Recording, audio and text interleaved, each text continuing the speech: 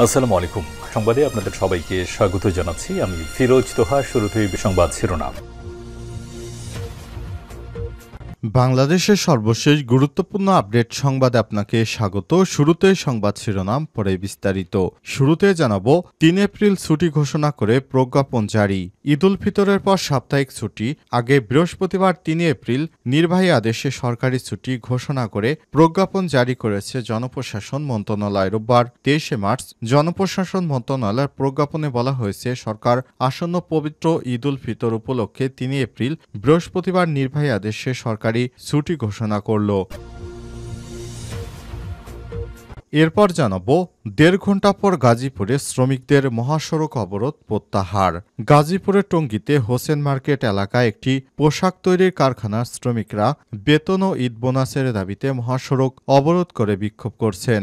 রোববার ২৩ মার্চ সকাল ৭টা থেকে তারা মহাসড়ক অবরোধ করে বিক্ষোভ শুরু করেন। পরে পুলিশ ও সেনাবাহিনীর সদস্যরা এসে শ্রমিকদের বুঝিয়ে মহাসড়ক থেকে কারখানার সামনে নেওয়া হলে সকাল ৮:৩০টার দিকে মহাসড়কে যান চলাচল স্বাভাবিক হয়। এদিকে সিরাজগঞ্জ জেলা যুবদল সভাপতি মির্জা বাবু মারা গেছেন। আজ রাজধানীতে একটি হাসপাতালে চিকিৎসাধীন অবস্থায় তার মৃত্যু হয়েছে। জানাবো বাজেটে কালো টাকা সাদা করার ব্যবস্থা বাতিলের চেষ্টা করা হবে বলল এনবিআর। জাতীয় রাজস্ব বোর্ড এনবিআরের চেয়ারম্যান আব্দুর রহমান খান বলেছেন, আসন্ন বাজেটে কালো টাকা সাদা করার ব্যবস্থা বাতিলের চেষ্টা করা হবে।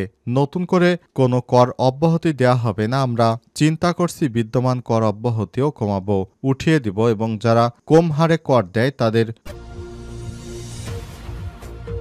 বাড়িয়ে দিব। এদিকে বাংলাদেশে গার্মেন্টস শিল্পে বাংলাদেশের সফলতা নিয়ে যে মন্তব্য করেছেন যোগী আদিত্যনাথ, বিশাল জনসংখ্যার দেশ হওয়ার পরও ভারত কেন তৈরি পোশাক শিল্পের দিক থেকে বাংলাদেশ থেকে পিছিয়ে রয়েছে, এমন প্রশ্ন তুলেছে দেশটির উত্তরপ্রদেশের মুখ্যমন্ত্রী যোগী আদিত্যনাথ। এবং সর্বশেষ জানাবো বাড়িতে কোটি কোটি টাকা উদ্ধার, মুখ খুললেন সেই বিচারপতি। দিল্লির হাইকোর্টের বিচারপতি যশবন্ত বর্মার বাড়ি থেকে উদ্ধার করা হয়েছে বিপুল পরিমাণ নগদ টাকা।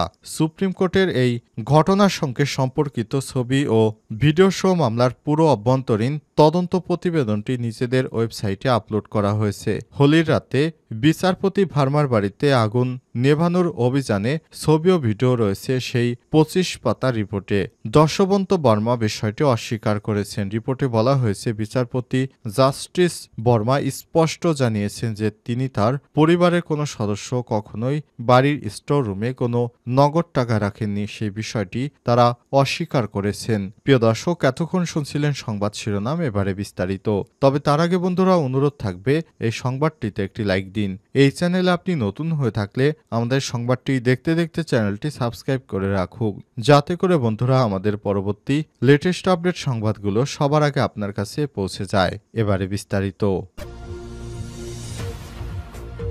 ৩ এপ্রিল ছুটি ঘোষণা করে প্রজ্ঞাপন জারি।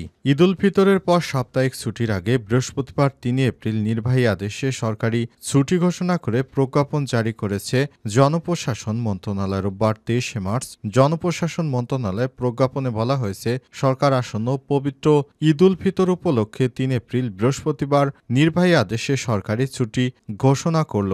ছুটিকালীন সকল সরকারি, আধা সরকারি, স্বায়ত্তশাসিত, আধা স্বায়ত্তশাসিত এবং বেসরকারি অফিসও বন্ধ থাকবে। জরুরি পরিষেবা যেমন বিদ্যুৎ, পানি, গ্যাস ও অন্যান্য জ্বালানি, ফায়ার সার্ভিস, বন্দরসমূহের কার্যক্রম, পরিচ্ছন্নতা কার্যক্রম, টেলিফোন ও ইন্টারনেট, ডাক সেবা এবং সংশ্লিষ্ট সেবা কাজে নিয়োজিত যানবাহন ও কর্মীগণ এই ছুটির আওতা বহির্ভূত থাকবে। এছাড়াও হাসপাতাল, জরুরি সেবা এবং সেবার সঙ্গে সংশ্লিষ্ট কর্মীগণ এই ছুটির আওতা বহির্ভূত থাকবে। চিকিৎসা সেবায় নিয়োজিত চিকিৎসক ও কর্মীরা, ওষুধসহ চিকিৎসা সরঞ্জামাদি বহনকারী যানবাহন ও কর্মীগণ এই ছুটির আওতা বহির্ভূত থাকবে। জরুরি কাজে সঙ্গে সম্পৃক্ত অফিসসমূহ এই ছুটির আওতা বহির্ভূত থাকবে। এদিকে ব্যাংকিং কার্যক্রম চালু রাখার বিষয়ে বাংলাদেশ ব্যাংক প্রয়োজনীয় নির্দেশনা প্রদান করবে। সেই সঙ্গে আদালতের কার্যক্রমের বিষয়ে সুপ্রিম কোর্ট প্রয়োজনীয় নির্দেশনা প্রদান করবে।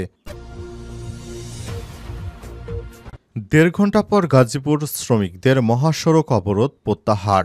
গাজীপুরের টঙ্গী হোসেন মার্কেট এলাকায় একটি পোশাক তৈরির কারখানার শ্রমিকরা বেতন ও ঈদ বোনাসের দাবিতে মহাসড়ক অবরোধ করে বিক্ষোভ করছেন। রোববার ২৩শে মার্চ সকাল ৭টা থেকে তারা মহাসড়ক অবরোধ করে বিক্ষোভ শুরু করেন। পরে পুলিশ ও সেনাবাহিনীর সদস্যরা এসে আন্দোলনরত শ্রমিকদের বুঝিয়ে মহাসড়ক থেকে কারখানার সামনে নেওয়া হলে সকাল ৮:৩০টার দিকে মহাসড়কে যান চলাচল স্বাভাবিক হয়। শিল্প পুলিশ ও কারখানার শ্রমিকরা জানিয়েছেন, টঙ্গী হোসেন মার্কেট এলাকায় বিএইচএস অ্যাপারেলস লিমিটেড কারখানার শ্রমিকদের ফেব্রুয়ারি মাসের বেতন পরিশোধ না করা হয়নি। কারখানা কর্তৃপক্ষ একাধিকবার তারিখ দিয়েও বেতন পরিশোধ করে নিয়ে গত ১১ই মার্চ হঠাৎ কারখানা বন্ধের নোটিশ ঝুলিয়ে দেয় কর্তৃপক্ষ। বেতন না দিয়ে কারখানা বন্ধের ঘোষণা দেয়। এক পর্যায়ে ঢাকা ময়মনসিংহ মহাসড়ক অবরোধ করে বিক্ষোভ করেন তারা। এ সময় পুলিশ গিয়ে পরিস্থিতি নিয়ন্ত্রণে আনে। এদিন শ্রমিকদের দাবি না মেনে নেয় রোববার সকাল থেকে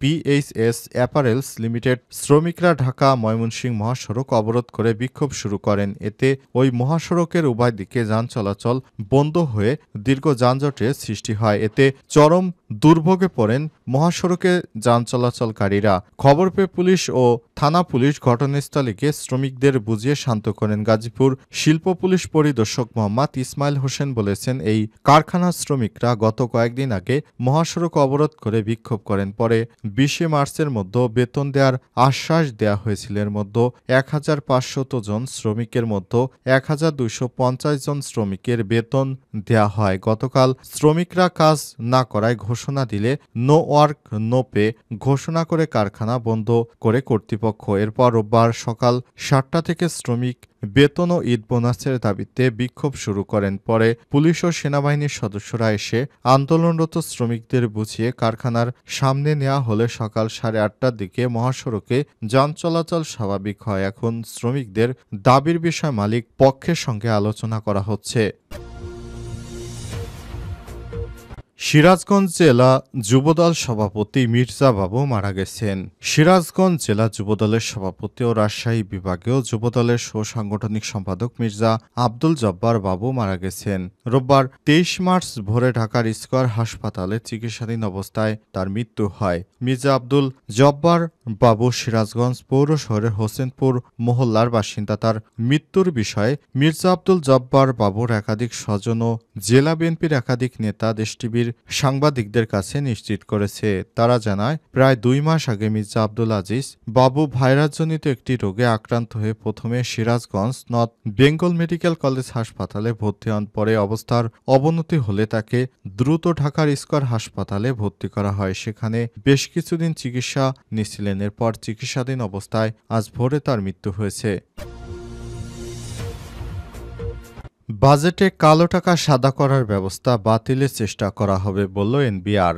জাতীয় রাজস্ব বোর্ড এনবিআরের চেয়ারম্যান আব্দুর রহমান খান বলেছেন, আসন্ন বাজেটে কালো টাকা সাদা করার ব্যবস্থা বাতিলের চেষ্টা করা হবে। নতুন করে কোনো কর অব্যাহতি দেওয়া হবে না। আমরা চিন্তা করছি বিদ্যমান কর অব্যাহতি কমাবো, উঠিয়ে দেব বা যারা কম হারে কর দেয় তাদের বাড়িয়ে দেব। নতুন কোনো কর অব্যাহতি দেওয়া হবে না। তিনি আরো বলেছেন, কর শনাক্তকরণ নম্বর TIN থাকা সত্ত্বেও যারা আয়কর রিটার্ন দেন না তাদের নোটিশ দেওয়া শুরু হয়েছে। এখন লোকজন হয়তো বলা শুরু করবে যে আমরা তো খুব ঝামেলায় আছি। শনিবার ২২শে মার্চ রাজধানীর পল্টনে ইকোনমিক রিপোর্টার্স ফোরাম ERF মিলনায়তনে আয়োজিত অভ্যন্তরীণ রাজস্ব আহরণ শীর্ষক এক কর্মশালায় এসব কথা বলেছিলেন তিনি। BRF ও research and policy integration for development rapid যৌথভাবে এই কর্মশালার আয়োজন করে। এনবিআর চেয়ারম্যান বলেন, কালো টাকা সাদা করার বিষয়টি যদি আমরা পুরোপুরি বাতিল করতে ব্যর্থ হই তাহলে অন্তত করহার বৃদ্ধি করে আদর্শ করহারের সঙ্গে সামঞ্জস্যপূর্ণ করব। আব্দুর রহমান খান আরও বলেন, এবছর দুবার সয়াবিন তেলের শুল্ক কমানো হয়েছে, দুবার চিনির শুল্ক কমানো হয়েছে। এছাড়াও খেজুর, ডাল, ডিম, চাল, পেঁয়াজ প্রভৃতি পণ্য আমদানি শুল্ক কমিয়েছি, তারও সুফল পাওয়া গেছে। এতে শুল্ক ছাড়ের ফলে আমরা কয়েক হাজার কোটি টাকা রাজস্ব হারিয়েছি, তবে আমরা সেগুলো চিন্তা করিনি, আমরা জনস্বার্থের কথা চিন্তা করেছি।